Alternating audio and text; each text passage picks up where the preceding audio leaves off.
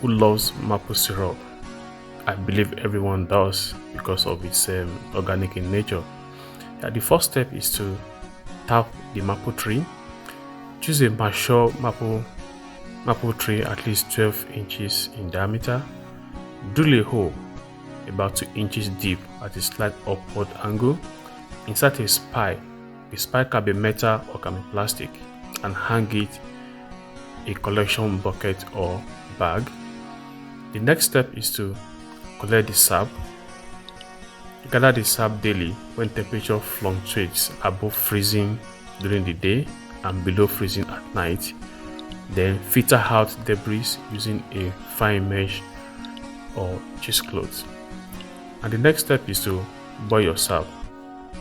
Pour the sap into a large evaporator or pot over an outdoor fire or stove.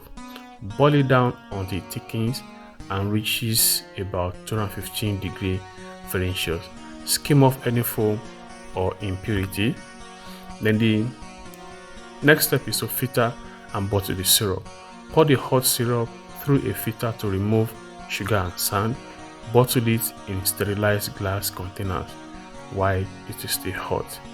Then the next step is to enjoy your syrup. So this video is targeted to general consumers, family and individuals, health conscious consumers, as well as restaurant and food businesses.